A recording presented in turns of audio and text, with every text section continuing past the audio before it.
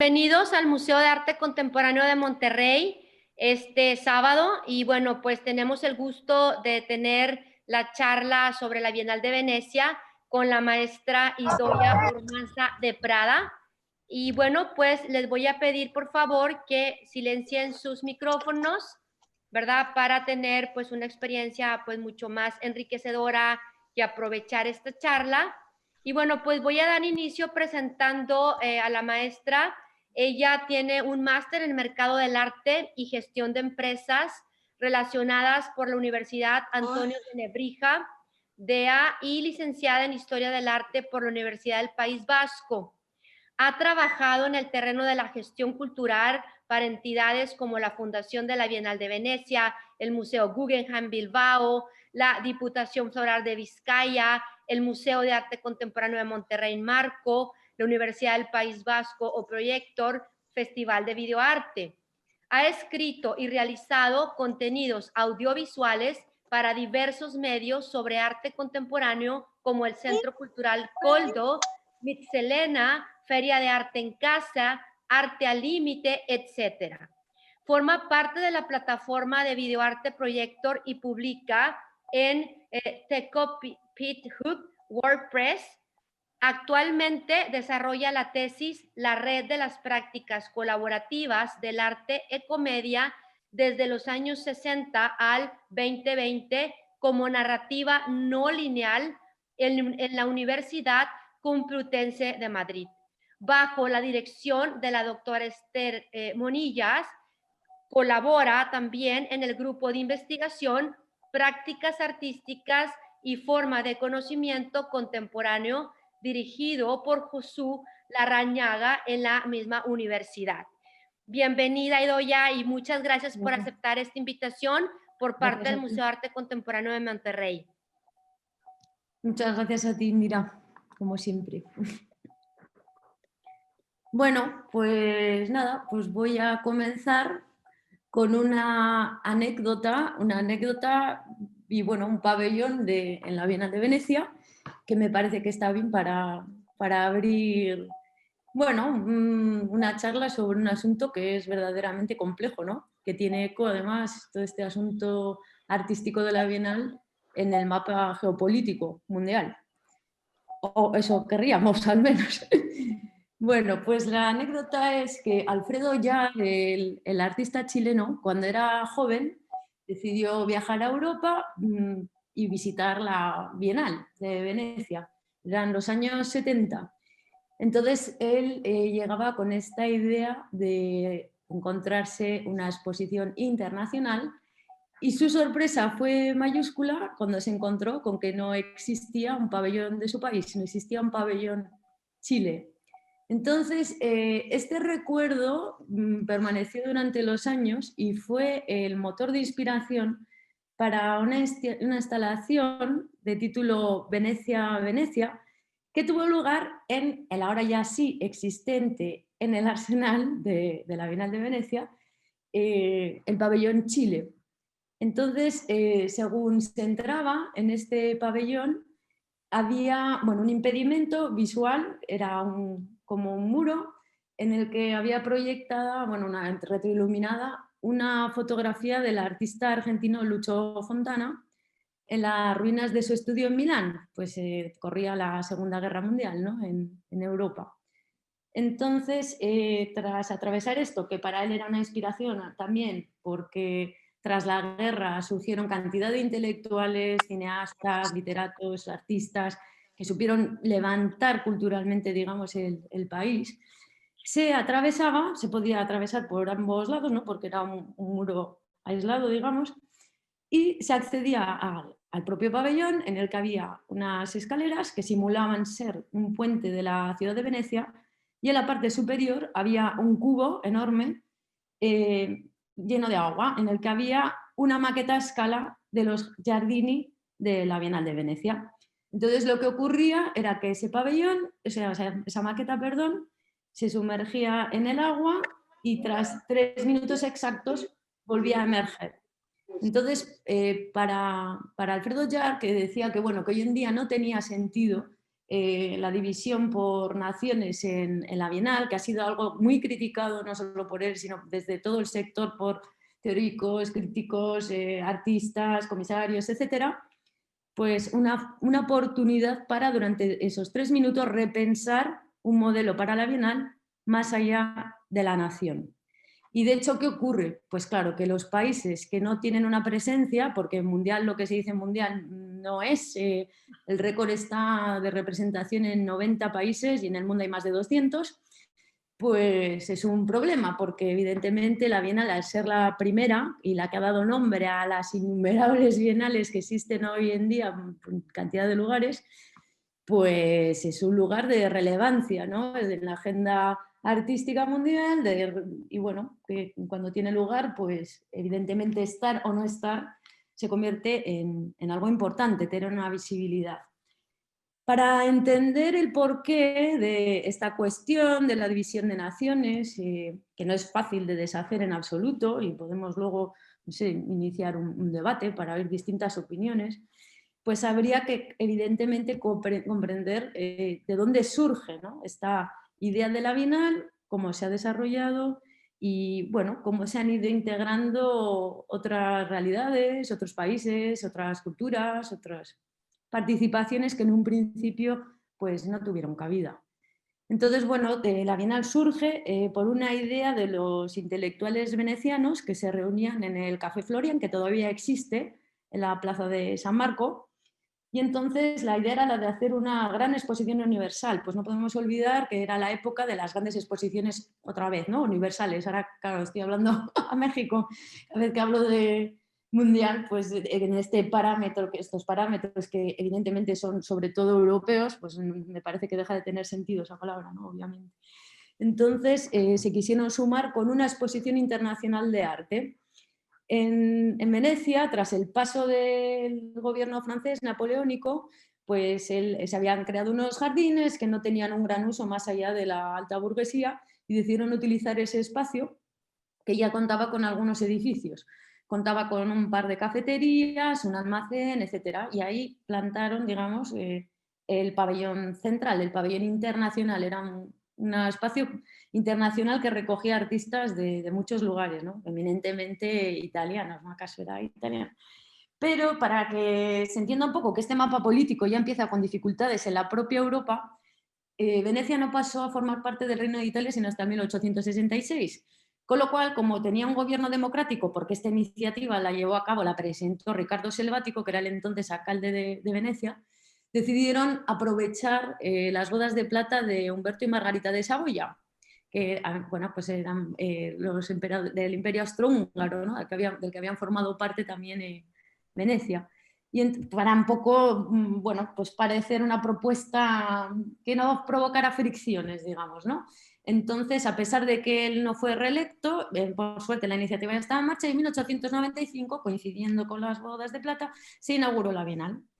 ¿Qué ocurrió? Que más adelante pues surgió la idea de por qué no, para ganar espacio en ese pabellón central para los artistas italianos y para sufragar parte de los gastos, alquilar o bueno, vender al pabellón, o sea, perdón, a Bélgica, que fue la primera participación nacional, pues una de las que eran la antigua cafetería. Entonces Bélgica compró ese pabellón, lo habilitó y así siguieron incluyéndose en fases sucesivas distintos países. Querría llamar la atención sobre un hecho que me sorprendió, no conocía este dato, que los primeros eventos contaron con 250.000 y 300.000 visitantes, y estamos hablando de 1895 y 1899, con lo cual proporcionalmente no tiene mucho que envidiar, ¿no?, si pensamos en el tiempo, en el momento, al 500.000 que tendrá actualmente. Bueno, pues tras la incorporación en 1907 de Bélgica, ¿qué ocurre? Pues que se empiezan a incorporar pues, otros países, pero que también son un reflejo de ese mapa geopolítico que era diferente del que es ahora. Por ejemplo, no hubo una participación alemana, sino de Bavaria, que es una región al sur de Alemania, que sigue siendo una de las más ricas en Alemania en 1909. Gran Bretaña, además, ocupó otro café, que también bueno, puede tener una lectura simbólica porque según se entra a la derecha, hay un alto y está en la parte alta de esa, digamos, pequeña loma artificial, o sea, no tiene una verdadera altura. y al lado de Francia y de ahora sí, Alemania. Luego le siguen en 1912 Francia, Holanda, Suecia. En 1914 llegará Rusia con un pabellón cuya arquitectura es muy nacionalista, como fue el caso de España posteriormente, tras la Primera Guerra Mundial en 1922. Y así, bueno, se van añadiendo todos los países. Checoslovaquia, por ejemplo, pero Checoslovaquia ya no es una realidad, ¿no? Porque se separaron, o sea, ahora son dos países, Chequia y Eslovaquia. De hecho, lo utilizan a turno, ¿no? Como ocurre también con Bélgica, porque tienen problemas políticos desde hace tiempo. Entonces, una edición va a Flandria, la otra va a Valonia, etc. Lo mismo ocurre con el pabellón de los países nórdicos, que se alterna entre Noruega, Suecia y Dinamarca. Entonces, bueno, como veis, pues no es tan puro el modelo, ¿no? Aparte de que en cantidad de ocasiones ha habido iniciativas en las que se han llevado artistas que son de otros países, han intercambiado pabellones. A pesar de todo, por ejemplo, ya conociendo todo esto, lo sigue criticando. En 1932 se construyó el de Dinamarca, luego más tarde el de Estados Unidos, que es de un estilo arquitectónico neopaladiano, pues basta pensar en la Casa Blanca o en el Capitolio, ¿no? Porque ahí, claro, cada país un poco reafirma sus características culturales, arquitectónicas, es un movimiento político. En 1952 se alza el pabellón de Israel y también el suizo, y por fin, en 1954, junto al holandés, al australiano, perdón, se levanta el pabellón Venezuela, que es el primer pabellón de Giardini de un país latinoamericano. Lo iba a construir un arquitecto venezolano, pero que como estaba en ese momento empeñado en otra arquitectura, pues al final contrataron al arquitecto Carlos Carpa, y además es patrimonio nacional italiano ese pabellón, a pesar de pertenecer al país de Venezuela, ¿no? En el 56 el japonés, que no sé si lo he dicho también, y otra vez, ¿no? Con una arquitectura eminentemente japonesa, a pesar de que imitaban a Le Corbusier, pero bueno, se ofrecieron, hubo, por ejemplo, en el caso de Japón, una oferta de ocupar otro pabellón y no quisieron porque querían levantar el suyo propio. Y bueno, pues esto es. En 1958 se levantó el de Uruguay, también en el Giardini, que es la segunda presencia, digamos, de un país latinoamericano en el Giardini. No será efectiva hasta 1960 y tiene una particularidad, y es que si bien en el Giardini todos los pabellones pertenecen a los países, hasta el punto de que cuando están cerrados ese suelo se considera como el suelo de una embajada, o sea, tú estás en territorio de ese país, es una cosa bien rara. En el caso de Uruguay, si bien el pabellón le pertenece, no ocurre así con el terreno que rodea el pabellón, que lo tiene en usufructo y lo tendrá que volver a negociar en 2027. Esto os va a dar una idea, anticipo un poco lo que va a ocurrir más tarde cuando se añadan las dependencias del Arsenal, mucho más tarde. En 1958 se construye el canadiense, 62 los países escandinavos, en el 64 llega el de Brasil, y luego, bueno, ya hay un salto, hay un canal, hay un salto al otro lado y ahí ya se incorporan Grecia, Brasil, Rumanía, Polonia, Egipto y Serbia. Este fue un edificio de corte neoclásico que fue construido durante el gobierno fascista italiano. Y el último país en hacer su entrada en el Giardini, aparte de Canadá, que es el anteúltimo, fue Corea del Sur, el año 1996. ¿Qué ocurre? Que o no hay espacio o no se quiere utilizar el espacio que hay para llenarlo más. Entonces, ¿qué ocurre con las naciones que no tienen la suerte de disponer de un pabellón en el Giardini? Bueno, primero, que evidentemente no son tan visibles. Segundo, claro, evidentemente, quien va de forma repetida a la Bienal se hace un esquema, se hace un mapa, sabe perfectamente que el pabellón Holanda es el tercero, según entras a la izquierda, el de Brasil está a la derecha y pasas el puente. Con los pabellones, con las naciones que tienen que alquilar o bien llegan a un acuerdo con la Bienal porque tienen usufructo a su vez el espacio del Arsenal que se incorporó en 1980 porque es de propiedad de la Marina italiana. Y son unas cantidades, unas sumas, bueno, bastante impresionantes las que tienen que desembolsar. o bien se alquilan en palacios o edificios externos, con lo cual la dificultad para el mapa mental se complica, o sea, es más difícil, ¿no?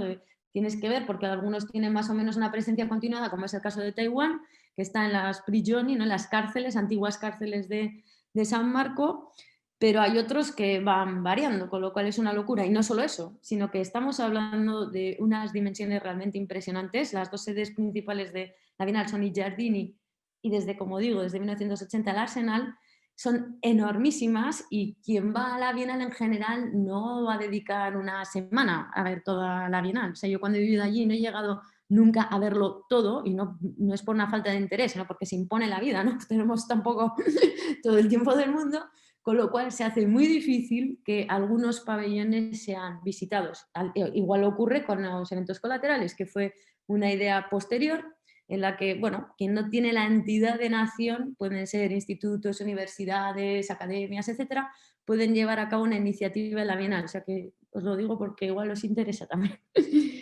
Bueno, pues dicho esto, claro, ¿qué ocurre? Que todo el mundo quiere estar presente en la Bienal por la visibilidad que tiene y porque claro, va, digamos, la creme de la creme y la gente más poderosa de la escena artística, ¿no? Entonces, bueno, pues empiezan las batallas y, bueno, los intentos para conseguir un espacio. Por ejemplo, en la Arsenal que os decía, no sé cuántos metros cuadrados tendrá el Giardini, pero estamos hablando de 7.150 metros cuadrados. Visitar eso, quienes hayáis estado sabéis muy bien de lo que hablo, pues hombre, requiere mucho tiempo y mucha energía. Bueno, lo que ocurre en el Arsenal es que siguiendo esta estrategia de Giardini de fantástico, vendemos un terreno, vendemos un pabellón a un país extranjero, se hace cargo de los gastos y nosotros no nos tenemos que ocupar de nada más. Entonces, lo mismo ocurre en el Arsenal, donde actualmente cuentan con pabellones Chile, Argentina y, bueno, ahora se me está escapando. ¿Quién más? Bueno, os voy a decir una lista, la voy a leer, de la inclusión de los países latinoamericanos y las fechas. En 1954, Venezuela, en I Giardini. En 1958, que será efectivo en el 60, Uruguay, en I Giardini. En 1964, Brasil, en I Giardini. En 1972, el Instituto Latinoamericano, que desde el inicio de su existencia brindaba la posibilidad de estar presentes a todos los países latinoamericanos que no podían disponer de un pabellón propio y por extensión a todos los demás, o sea, no solo y en exclusiva a estos.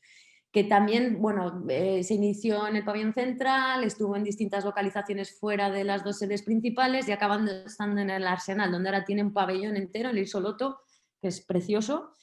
En el 2007 en México se tuvo un pabellón oficial, pero otra vez, ¿no? Tenía un edificio que fue estable durante un tiempo, exposiciones de Teresa Margolles, Melanie Smith, etc. Y hubo un intento, una negociación para ocupar la iglesia de San Lorenzo que no se fraguó, no sé si por falta de pagos, hubo problemas, y finalmente alquiló un pabellón también, llegaron a un acuerdo, durante 20 años tenéis en usufructo en el Arsenal un pabellón México. En el 2009 se integró Chile de esta misma manera, usufructuaria, digamos, en el Arsenal. En el 2011 Costa Rica, pero fuera de las dos sedes. En el 2011 Cuba, fuera de las sedes. En el 2011 Haití, fuera de las dos sedes.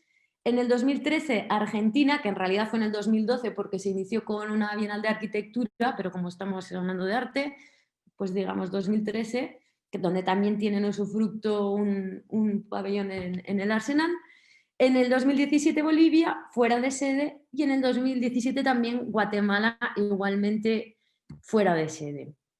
Bueno, pues Argentina, que como decía se incorporó en el 2012, fue en realidad de nacionalidad argentina el artista del primer país latinoamericano que participó en la Bienal en 1901, o sea, de forma bastante temprana. Pío Colivadino, que era un pintor, grabador y escenógrafo argentino, pero bueno, para que adquiriera un espacio tuvo que pasar muchísimo tiempo, ¿no? Hasta el 2012.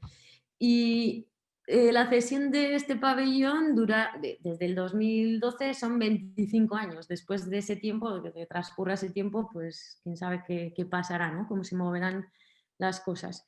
Luego hay que decir que también hubo un cierto resentimiento por parte del mundo artístico en Argentina, porque quien eligió a la artista primera de la Bienal de Arte del Pabellón Argentina fue la entonces presidenta de la Nación, Cristina Kirchner, ¿no? Ella eligió a Nicola Constantino y no solo eso, sino que encima esa instalación que había desarrollado, que presentó Nicola Constantino, trataba sobre la vida de Evita Perón y como ese gobierno era peronista, pues la idea del gobierno de Kirchner fue añadir una última sala donde claramente se paragonaba a Cristina Kirchner como la nueva Evita Perón. Y eso generó una polémica terrible, retiraron el vídeo, pero bueno, levantó bastantes ampollas, ¿no? Y esto es un símbolo, bueno, un símbolo, una señal de algo, es sintomático de algo que no solo ocurre en el pabellón argentino, ¿no? Sino que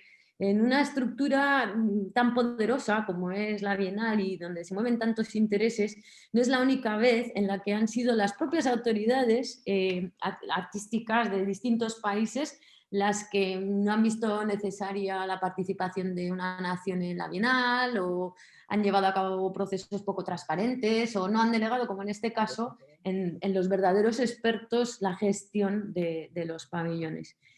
En el caso de Argentina, las primeras exposiciones o los primeros envíos de, digamos, de artistas tuvieron lugar a partir de 1922, con una relativa constancia hasta 1966, y luego del 68 al 72 tuvo un espacio alquilado dentro del pabellón Finlandia, que tiene un pabellón único, aparte de los países escandinavos, en il Giardini, que se hizo con carácter efímero, pero como lo había construido Álvaro Alto, pues decidieron mantenerlo.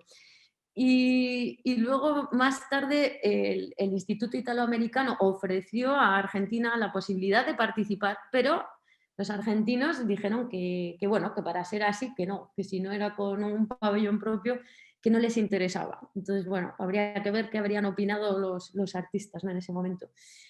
Y luego también hay voces críticas.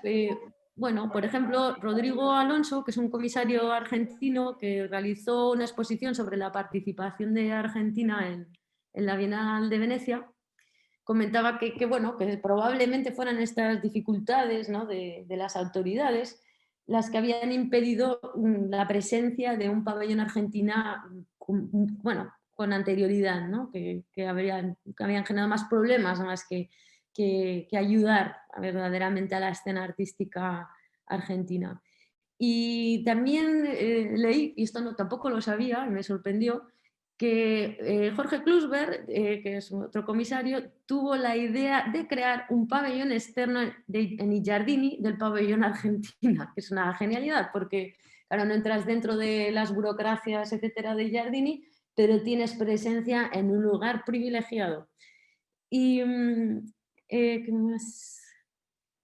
Bueno, y este Rodrigo Alonso lamentaba, ¿no?, todo esto que os comentaba, ya fuera lo de Kirchner, lo de las autoridades, bueno, cómo se dificulta a veces intereses comunes a un sector. Quería comentar también dos casos particulares, o sea, a pesar de que haya naciones que no participan, no por eso sus artistas no han sido reconocidos o premiados, ¿no?, como es el caso del argentino León Ferrari. Quien obtuvo el León de Oro fue invitado por Robert Storr, cuando Robert Storr fue el director de la Bienal de Venecia en el 2007, y recibió, bueno, es el León de Oro. Y otro caso mucho más ilegal, vamos a decir, pero que lo catapultó y lo proyectó en el circuito internacional artístico, fue la acción que desarrolló Nicolás García Uriburu. Se le ocurrió la idea de cómo, pues yo tengo que participar en la Bienal y lo voy a hacer como sea. Entonces se hizo con un líquido que utilizaban en la NASA para las naves para que amerizaran, y tenía la particularidad de teñir los líquidos de un intenso color fluorescente verde. Entonces salió a las 6 de la mañana, contrató a un gondoliero, bueno, que lleva las góndolas, y empezó a tirar al lado de Rialto ese líquido, a tirar, y está todo, bueno, con un color. Y entonces, claro, llegó la policía en 20 minutos, bueno, pues le arrestaron tal, y se estaban empezando ya a preocupar, porque ellos hasta cierto punto se sentían tranquilos porque tenían un certificado que decía que era inocuo, ¿no?, el líquido. pero bueno, pues claro, las autoridades pues no lo vieron tan claro tal, y eso tuvo una repercusión en los medios italianos. Empezaron a decir, italianos, por fin, el arte ha vuelto a Venecia, y eso ha sido lo que ha hecho a Uriburu conocido, ¿no? Y otra reflexión que me parece interesante, que no solo está la voz de Rodrigo Alonso, sino de cantidad de intelectuales del mundo latinoamericano, de Latinoamérica, es cómo se representa un país, ¿no? Que se genera una tensión, o sea, ¿qué hay en el imaginario? ¿Hasta qué punto adaptarse a la internacional? Y bueno, todo ese movimiento dual, que no solo es dual, que es complejo, de la realidad artística latinoamericana, ¿no? Y más ahora en una época de poscolonialismo, de ruptura, de generar una identidad propia. Bueno, Bolivia, que es el segundo país que empezó a participar en el 2017 de manera oficial en la Escuela de Ilaneri, que está fuera de las dos sedes, bueno, pues tomó esta como una gran oportunidad, porque hay quien es más crítico, pero hay otros países que tienen en lo oficial, ¿no? Claro, luego habría que ver, una actitud más positiva, y entonces les pareció una oportunidad única para que se empezara a hablar del arte boliviano en este circuito internacional. Contrataron a José Bedoya, que es un comisario, y por supuesto, en todas estas iniciativas, como se requieren de muchos recursos económicos, siempre hay más entes públicos o privados que forman parte. En este caso, contó con el Museo Nacional de Arte, perdón, y la Fundación Cultural del Banco Central para poder llevar a cabo esta exposición. Es un caso similar al de Argentina porque también hubo artistas que participaron antes, digamos, de tener este pabellón, como por ejemplo Ángeles Fabri, Inés Córdoba, Gili Maná y otros, ¿no? El colectivo Mujeres Creando. Él diseñó claro, es importante, ¿no? La primera vez que participas en la Bienal, pues es importante cómo te posicionas, qué vas a presentar, que se titulaba Esencia, y que me gusta porque tiene, como digo, ese talante positivo de buscar un poco cuál es el elemento esencial que nos hace humanos, ¿no? Como una búsqueda de apertura más que de definición propia o nacionalista, que me parece amable y me resulta, pues eso, esto es algo personal, ¿no? Pero creo que a todo el mundo le gusta estar incluido ahí. Pues eso. Los auspiciadores nacionales que he comentado y los internacionales fueron el Goethe Institute, que participa, pues me sorprende, en cantidad, siempre está presente el Goethe Institute, en cantidad de iniciativas culturales por todo el mundo. Y luego un ente alemán, el Bergheimer Contemporary. Entonces, gracias a estos apoyos, pues consiguieron llevar a cabo esto. Chile, 2009. Bueno, pues el primer artista, otra vez, ¿no?, que participó en la Bienal del Pabellón Chile, con el Pabellón Chile en la Bienal, fue Iván Navarro con la obra Threshold. En este caso apostaron por un artista que estaba viviendo en Nueva York, como es el caso de Alfredo Yar, ¿no?, que con el golpe de Estado pues se marchó a Nueva York, y hay mucha gente que se va, bueno, pues como la capital de las artes, ahora ya veríamos, más discutible quizás, pero eminentemente está en Nueva York. Hicieron una apuesta, digamos, de alguna manera segura, porque era alguien que ya había sido aceptado por, digamos, ese marco de aceptación internacional enunciado desde Occidente. Y es más, se considera que es un heredero de Alfredo Yar, ¿no?, a Iván Navarro. El gasto que tuvo, el desembolso necesario para formar parte de la Bienal, en el caso de Chile fue de $500,000, en el caso mexicano lo veremos después, pero tendría que pensar en el cambio. Y otra vez pues va a tener una duración de 20 años, tras la cual tendrán que renegociar. Y ellos tomaron esta decisión porque, claro, les dolía que los artistas chilenos no tuvieran una visibilidad como tenían otros artistas por el hecho de no tener un pabellón propio. Entonces decidieron resolverlo pues instaurando ese pabellón. Bueno, luego otra vez, como en el caso de Ferrari, pues también invitado en este caso por, si no recuerdo mal, Harold Schumann, Juan Downey también recibió una mención de honor en la Bienal en el 2001. O sea que otra vez, a pesar de no estar dentro del territorio de la nación, que no es una condición indispensable en absoluto, sino más bien que se corresponde con la estructura del funcionamiento, pues se puede ser un artista destacado, ¿no? Que claro, que te ayuden a estar, ayuda. Y de entre las exposiciones que han tenido lugar en el Pabellón Chile, pues me gustaría destacar la que ya he mencionado al principio, la de Venecia, Venecia, por este cuestionamiento de qué es la Bienal, si tiene que seguir este modelo. Y otra que tuvo lugar en el 2015, Poéticas de la Disidencia, que comisarió Nelly Richard, que es un gigante, ¿no?, de la teoría de la crítica comisaria, una mujer muy inteligente que también pues, reflexiona sobre todas estas cuestiones del arte latinoamericano, etc. Y invitó a Lotti Rosenfeld y a Paz Errázuriz. Tuvo bastante éxito también esa exposición.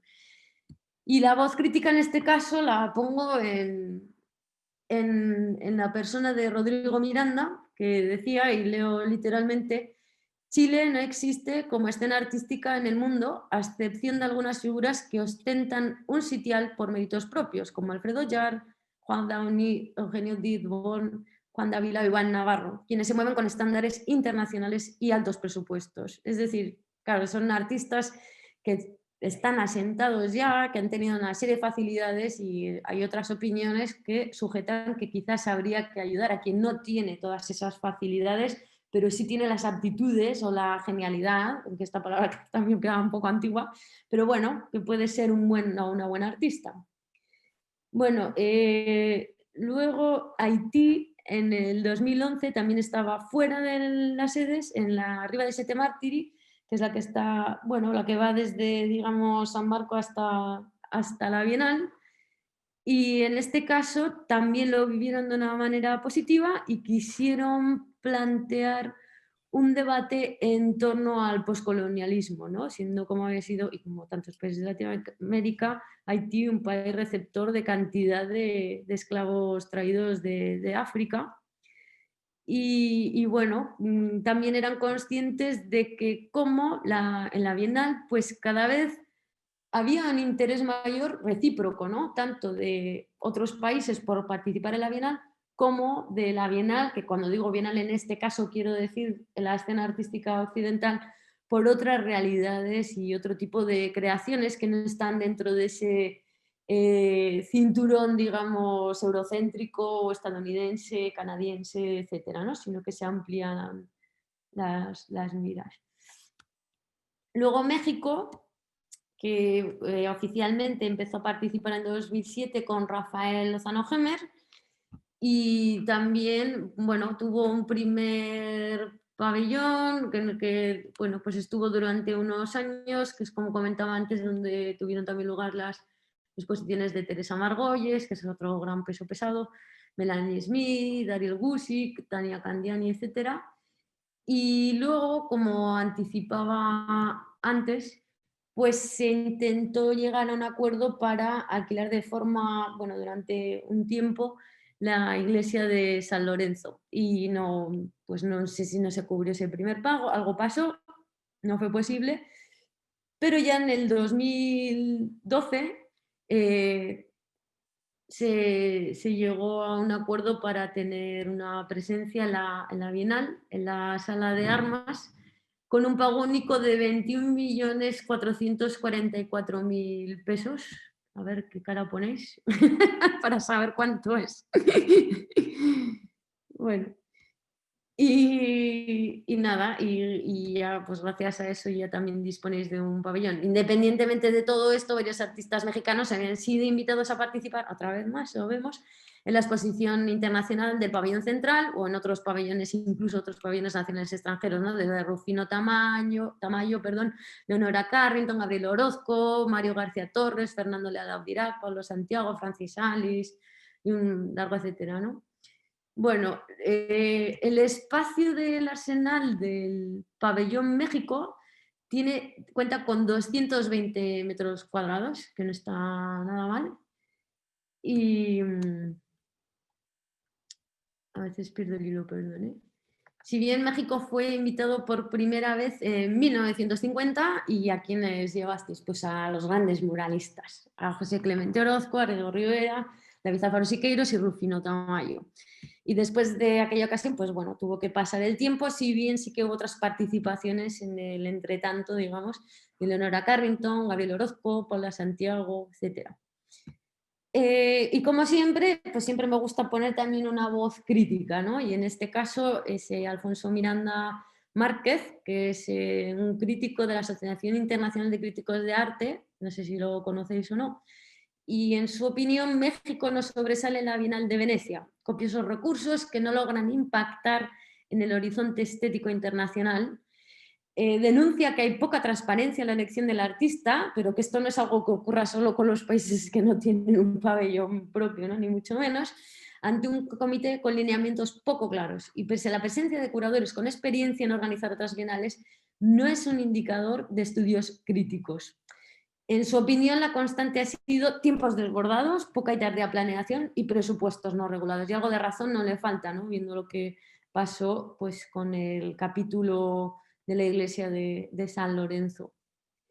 En el caso de Venezuela, pues como decía antes, pues el primer pabellón nacional de un país latinoamericano en Ijardini, con ese proyecto que realizó Scarpa. Y bueno, es que los países que como Venezuela, Uruguay, Brasil, etcétera, que han tenido presencia desde siempre, pues no sé, me parece como, aparte de que es más fácil localizarlos, ¿no? Y ver ahí cantidad.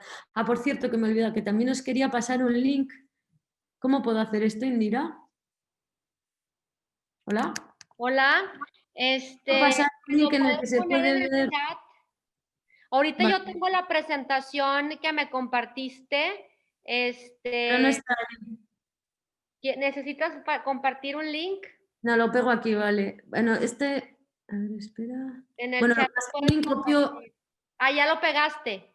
Sí, vale, El de pues aquí, Universes. sí, bueno, son dos. Me Ajá. parecen, están los Y dos. Ah, es que están aparecen como también. cortados, pero perdón, los voy a poner bien. Perdón un segundo. Porque aquí podéis ver todos los años pues, la distribución de Los todos los pabellones. eventos que no están dentro de las dos sedes principales. Yo no lo he comprobado, ¿eh? Pero bueno, información interesante ahora. Y luego llega el turno del Instituto Latinoamericano, que tiene presencia. Ay, me había olvidado una cosa importante que os quería compartir también. Que en 1974, en solidaridad con Chile, por el golpe de estado de Pinochet, los italianos, los artistas italianos del pabellón central cedieron su espacio a los artistas chilenos, y todas las categorías, no solo arte, sino también teatro, cine, danza, etcétera, se volcaron en Chile en un gesto solidario, ¿no? Por lo que acababa de ocurrir. Otro dato anecdótico que también os quería contar, ya si hago un pequeño inciso, porque estoy dando un montón de información, me parece, es que más o menos la Bienal se ha ido cumpliendo de forma bienal cada 2 años desde los orígenes, pero ha habido salvedades, ¿no? Una fue, claro, durante la Primera Guerra Mundial, pero lo sorprendente es que en 1940, cuando Europa estaba en plena Segunda Guerra Mundial, Estados Unidos no quiso renunciar al evento porque ya habían invertido en dinero y tal, y bueno, que debió ser una cosa completamente surrealista. No he indagado más en ese aspecto, no sé qué presencia pudo tener o qué relevancia. Y olvido otro detalle que también me parecía curioso, pero bueno, no importa, no me acuerdo. Bueno, pues el Instituto Italo-Latinoamericano, que existe desde 1972, estaba en un principio en las salas 33-36, porque las salas, no sé si lo sabéis, el pabellón central están numeradas, del pabellón central en I Giardini. Y también, como comentaba al principio, pues es una entidad que ha ido dando muchos tumbos por la ciudad de Venecia, a veces por decisión propia de los comisarios, que es algo bastante sorprendente, y actualmente cuenta con un espacio de 700 metros cuadrados, que pues está muy bien también. Y en este caso, pues también se vive de una forma muy positiva porque da la posibilidad a esos países, artistas, etcétera, que no pueden participar, pues de contar con un espacio y voy a decir que en mi caso personal, lo que me hizo verdaderamente enamorarme del arte latinoamericano, porque tenía interés, pero un interés especialmente relevante, fue la exposición que tuvo lugar en el 2013 entre, ¿cómo era? Entre sí, ojalá no me va a salir, tengo aquí el catálogo, que os lo quería enseñar, que también en una evolución de las cosas, bueno, pues se fue consolidando. Al principio estaban dentro del catálogo de la Bienal, pero luego, bueno, pues de buena calidad, quiero decir, ¿no? Y encima es trilingüe, está en italiano, en inglés y en castellano. Y bueno, y esta exposición fue absolutamente maravillosa. Si bien en un principio se plegaban a disciplinas artísticas más tradicionales, había muchísima pintura, poco a poco eso se fue modificando y fueron incorporando fotografía, y lo digo porque esta en concreto fue una exposición donde predominaba el vídeo y el videoarte, no solo, pero bueno, había también instalaciones de Regina José Galindo, por ejemplo, o bueno, el de Martín Sastre también era un vídeo, y cómo se cumplía el 200 aniversario de la independencia de Latinoamérica, pues todos esos artistas, cada uno de un país, empezaron a dar su visión, ¿no? Y había cosas muy divertidas, muy conmovedoras, pero se veía una potencia que yo la verdad no veía en otros, por ejemplo en el pabellón central, o no, que siempre con una reflexión de la reflexión de la reflexión, a vuelta de la vuelta, y aquí se ve una frescura, una energía, una necesidad, no sé, de vivir, de luchar, de combatir, que la verdad es que personalmente me marcó y me emocionó muchísimo. Bueno, volviendo a un poco el recorrido del pabellón italo-latinoamericano, uno de los primeros comisarios fue el argentino Federico Bruck, y me gusta mucho porque él fue el que tuvo esta idea de por qué no, en vez de presentar artistas de forma separada vinculados a las naciones, generar una visión panorámica, ¿no? De todos ellos juntos, digamos, de lo que era Latinoamérica, y poder proyectar en Italia, ¿no? Y desde Italia al mundo, cuáles eran los componentes culturales que definían Latinoamérica en ese momento, ¿no? Como algo pues, también interesante, me parece. No sé qué más contar. Bueno, que en 1986 es cuando vuelve el pabellón italo-latinoamericano, y es uno de los que lleva también más tiempo, para no tener, además, que es raro, ¿no? Sin tener una sede propia y permanente, ha funcionado como ente, no artistas enviados, ¿no? Sino como ente que se ha ido moviendo desde 1986, y en total 43 años de presencia lleva el pabellón italo-latinoamericano. Luego, bueno, a ver qué más puedo contar, que no me había contado, que me estoy dejando. Bueno, otra de las comisarias fue posteriormente Irma Aristizábal, y también, bueno, tomando tanto en el 2003 como en el 2005 máximas o, bueno, extractos de Ezequiel Martínez Estrada, para hablar de todo este asunto del arte latinoamericano, y que decía: no queremos hacer una exposición de arte latinoamericano, sino hacer conocer la obra de algunos artistas que, además de estar, que más que estar allá, operan desde allá, desde América Latina, que es una caprichosa extensión de tierra poblada de imágenes, ¿no? Son muy sugerentes estos pasajes siempre. Y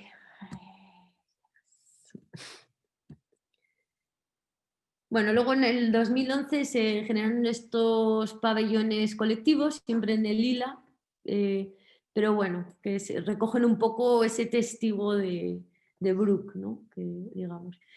¿Y qué ocurre? Que en el 2017 el pabellón Lila no abre sus puertas.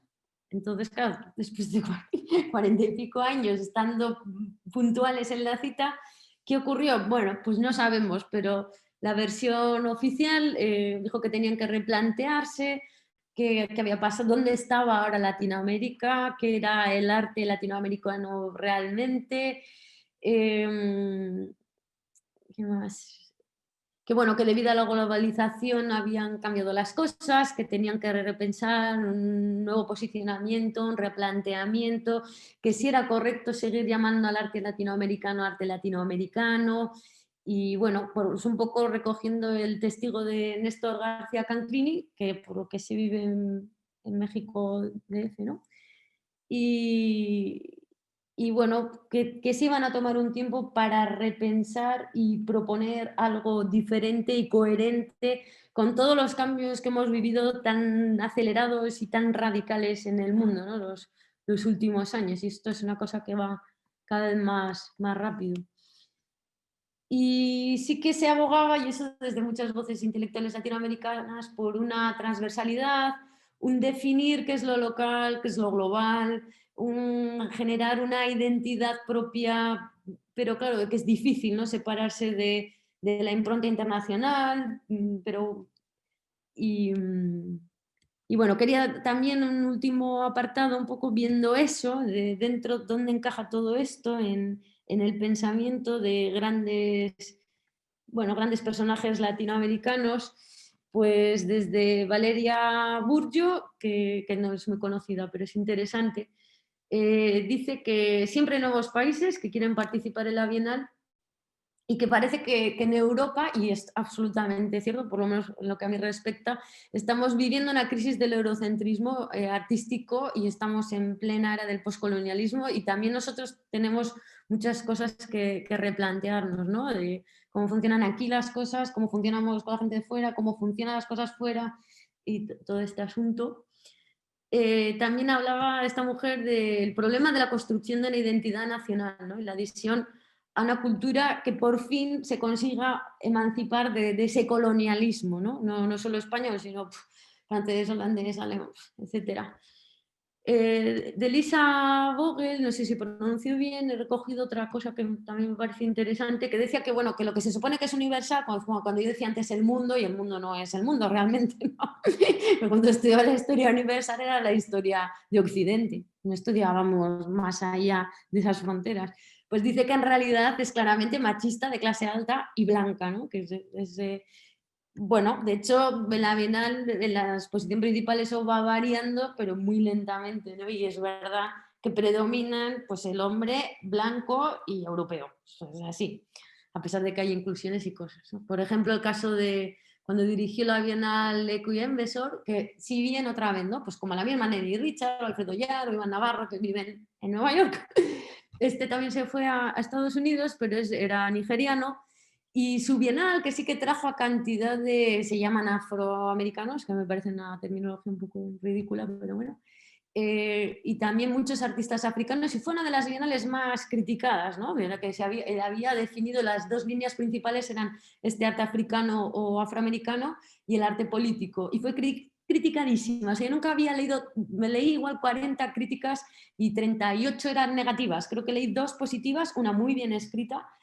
Pero después de ese año yo solo veía por todas partes exposiciones de arte afroamericano, arte africano y arte político, con lo cual pues parece que igual hay una resistencia, ¿no? Porque es mucha casualidad que justo cuando este hombre hace esa bienal es cuando más se critica, pues hombre, no, tampoco que pensar. Néstor García Canclini, en cambio, hace referencia a una cosa que me ha parecido interesante, que dice que, bueno, que a lo largo de casi todo el siglo XX las tendencias artísticas se nombraron con apellidos nacionales, que es verdad, el constructivismo ruso, el muralismo mexicano, el pop art estadounidense. Y que ahora, bueno, necesitamos, desentrañar pues, nociones múltiples, ¿no? De la multiculturalidad, que son inestables, que son locales, pero que son internacionales, y a ver cómo nos posicionamos y necesitamos desarrollar nuevas herramientas de observación, de producción, de reflexión, pues para salir de este atolladero, ¿no? Que seguirá así mutando siempre, pero bueno, que no, parece que vamos un poco retrasados, ¿no? en el aparato teórico. Y luego, bueno, que lo nacional no coincide con los territorios, es verdad. O sea, hay más que nunca, si bien el ser humano ha migrado siempre, hoy es una auténtica locura, ¿no? En todos los países hay gente de todas partes, se viaja muchísimo, que es lo que decía Alfredo Yar, que ¿de dónde eres? No lo sé, porque los artistas hoy día, pues en general es cierto, aunque no tengan muchos recursos, viajan un montón, con lo cual van componiendo pues, una identidad caleidoscópica y van recibiendo distintas improntas culturales, ¿no? Y esto, no digamos ya con internet y todos los medios telemáticos, podemos acceder, y de hecho eso decía también una de las comisarias de Lila, ¿no? Que ella creía que este boom del arte latinoamericano muy bien podría deberse a la difusión de esas obras o a la relevancia que adquieren gracias a Internet, porque gracias a Internet podemos ver cualquier cosa de cualquier lugar del mundo, ¿no? Y no solo, Canclini no solo habla de la Bienal de Venecia, sino de las bienales en general. Y dice que, claro, ¿cómo hoy día vamos a justificar ese modelo, ¿no? De lo nacional, ya sea un museo, una bienal, etcétera. Y también habla, por ejemplo, cita la Bienal de Mercosur. Y dice, ¿hay acaso un público eminentemente mercosureño que pueda asistir? Bueno, pues como veis, un poco esta es la línea principal, ¿no?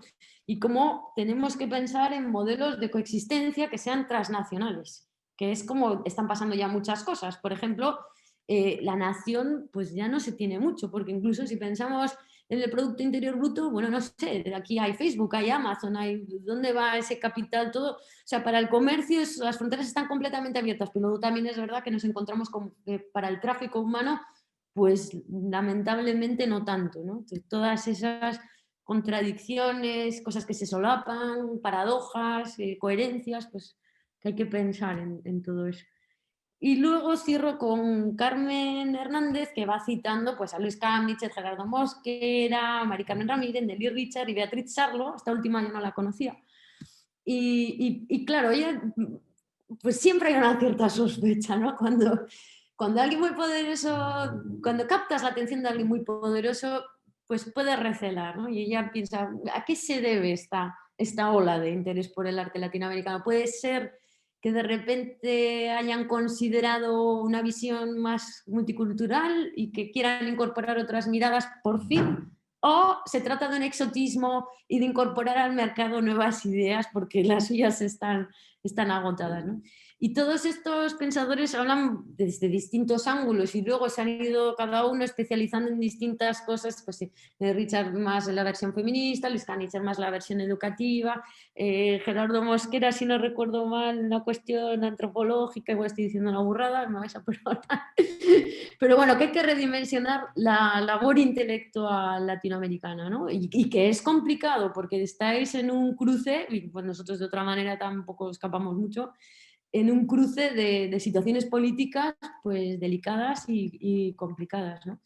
Y la conclusión que yo extraigo de todo esto es que más que cancelar eso, porque claro, lo que sí entendemos muy bien todo el mundo es lo que es la propiedad. Igual la nación se mueve, viajas, pero lo que es mío, no quiero que nadie me lo quite, que es lo que pasa en la Bienal, ¿no? Que claro, si tú tienes un pabellón tuyo, ¿por qué vas a sacrificar ese pabellón? Claro, eso no es fácil.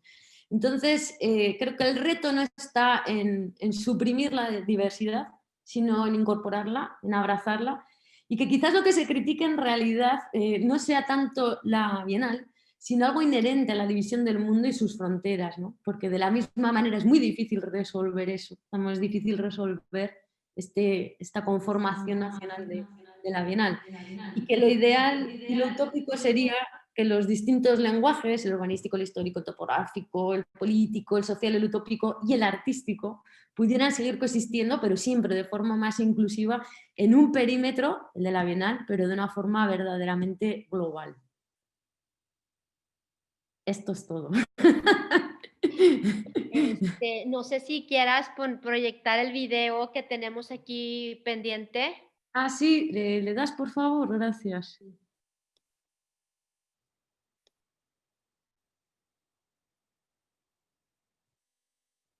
Esto es un pequeño vídeo de la obra de Alfredo Yar, que no emergía, sino que se hundía, era al revés, pero era más espectacular verlo emerger.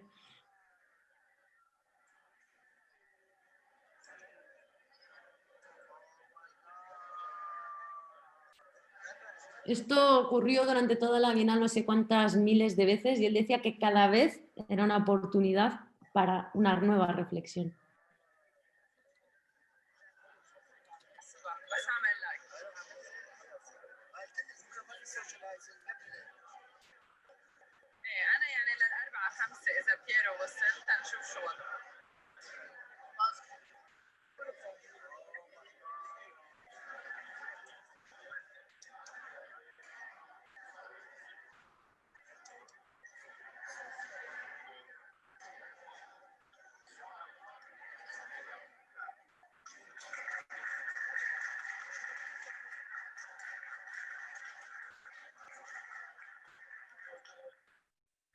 que además en 3 minutos daba tiempo a que esa espuma desapareciera, ¿no? Era un plato.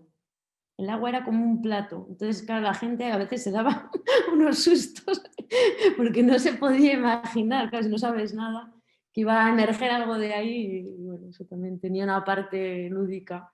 Esa es la obra de Nicolás, de cuando tiró el líquido en el canal. Hay algún vídeo, no sé si os interesa, bueno, pero lo podéis buscar en internet fácil. Este es Lucio Fontana en las ruinas de su estudio en Milán. Esto es uno de los primeros carteles, ¿no? De 1932. Que además es gracioso, ¿no? Porque debajo pone reducción del viaje en un 30-50%. Bueno, los venecianos siempre han sido grandes comerciantes. Eso es innegable. Era la puerta entre Oriente y Occidente, sabían. Estos son los Giardini y si veis hay un canal en la parte derecha que cruza de izquierda, en la parte superior a la izquierda hacia la parte derecha inferior y al otro lado de ese gran pabellón es el de que incorporó Serbia, Rumanía, Egipto, Austria, etc. Y el que está delante es el de Brasil. Como decía, ¿no? Tiene como esa entrada semicircular, así muy clásico el edificio. Ese es un plano general en el que se ve un poco, bueno, que para lo pequeña que es Venecia pues son dos sedes bastante grandes, ¿no? La del Arsenal, que se añadió en los 80, 1980, y Giardini, como ya os he dicho, pues paulatinamente, desde 1895 hasta el 92. Bueno, aquí se ven todos los países y, bueno, el de Venezuela, esta imagen la he elegido para que pudierais ver la ubicación de Venezuela. Si os colocáis en la parte inferior a la izquierda, está el de CH, que es el de, ahora no me acuerdo. ¿CH cuál es? Switzerland. Ah, eso, Suiza. Pues es el segundo. Aquí está VE, Venezuela. que además es un pabellón precioso, de bonito. Y luego Uruguay está en la UY, ¿lo ves? ¿Ves US? Que hay uno que tiene una forma de U, ese es. Y el de Brasil está al otro lado del canal, que es el que os decía que está Acá delante. está grande, sí recuerdo. Eso es, eso es. Y luego, bueno, esa es una imagen de la obra de Venecia, Venecia, de Alfredo Yar, con la maqueta totalmente fuera, la super. Y bueno, esto es otro de Giardini, pero aquí como vía satélite, ¿no? Y el que está marcado en rojo es el pabellón central. Este es el pabellón de Venezuela. Si vamos un poco a destiempo, Indira. Sí, nomás Este para... es el pabellón latinoamericano, que es una preciosidad, porque en el interior es todo un espacio libre, tiene algunas pilastras, como una iglesia, ¿no? Una basílica. Tiene pilastras, pero es un espacio muy diáfano. Y esta imagen me gusta mucho, es de esa exposición que os decía de Entre siempre jamás, es de Karma Davis, que es un artista de la República Dominicana, y esta es una metáfora de lo que a él le gustaría para Haití y la República Dominicana, que compartiendo isla, pues también tienen bastantes fricciones políticas y son dos naciones. Entonces, lo que registró es a un hombre ciego, que es dominicano, que lleva en sus brazos a una mujer haitiana que no tiene piernas. Y creo que la imagen, bueno, ya dice bastante, ¿no? De lo que podría pasar si eso lo transportáramos a la política. Y doña, pues muchísimas gracias. Voy a aprovechar para leerte 3 preguntas solamente Ah, vale. y del público, el maestro Rodrigo Ponce, ¿cuál es el futuro de la participación de artistas latinoamericanos en la Bienal? La educación, ¿cómo puede apoyar a este futuro? ¿Cómo la educación puede apoyar a este futuro?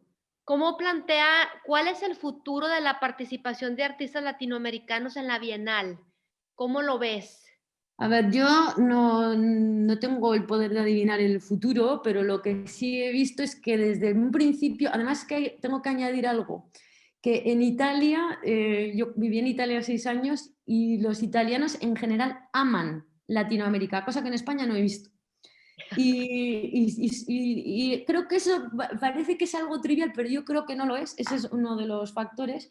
Luego creo que cada vez tiene mucha más presencia el arte latinoamericano en Europa, no sé en Estados Unidos porque es un escenario que me es totalmente desconocido, pero en Europa sin ninguna duda, por ejemplo, en el Reina Sofía, que bueno, es un museo también en Madrid, ¿no? Pero que también tiene una relevancia y un peso internacional, están pasando a formar parte de la colección cada vez más arte latinoamericano y hay una gran querencia por el arte latinoamericano que está clarísima.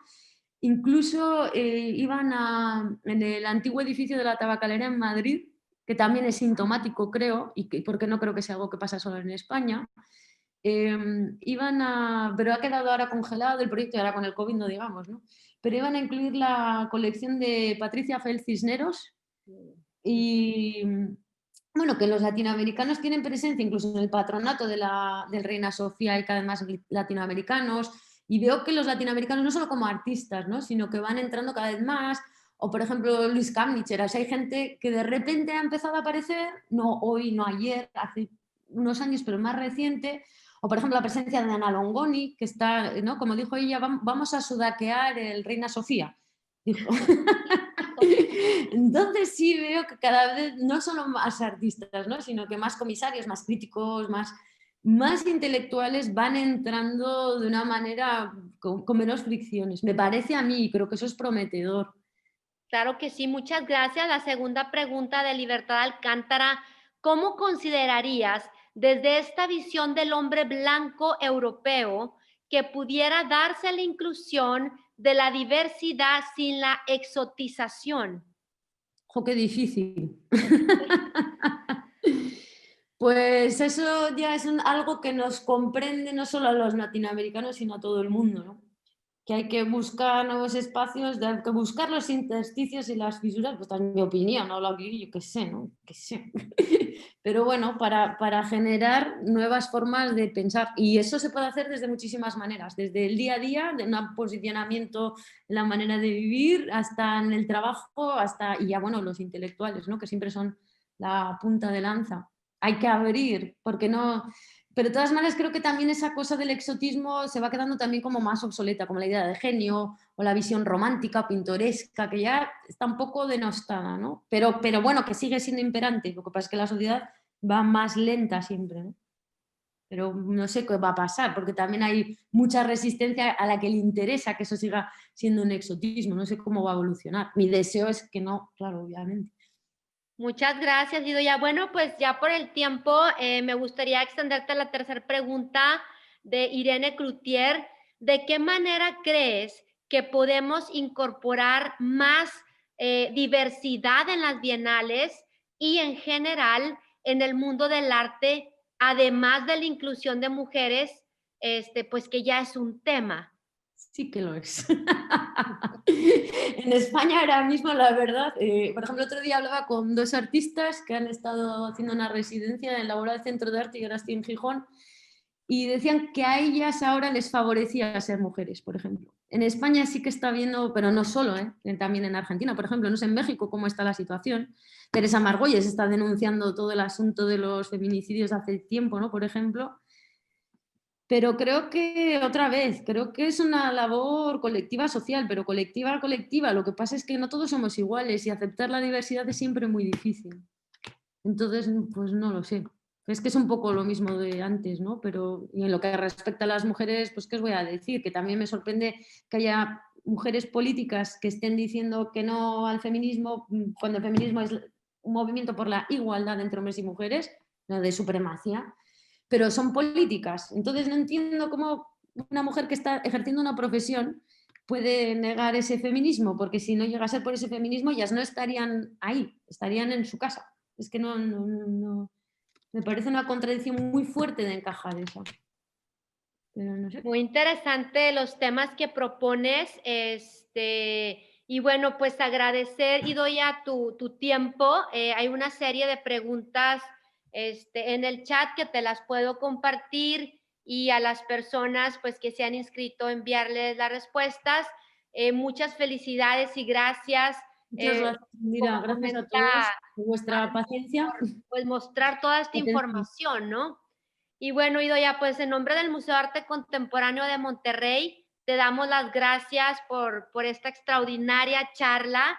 Esperamos tenerte en Monterrey pronto, aquí en el Ah, museo. con mascarilla.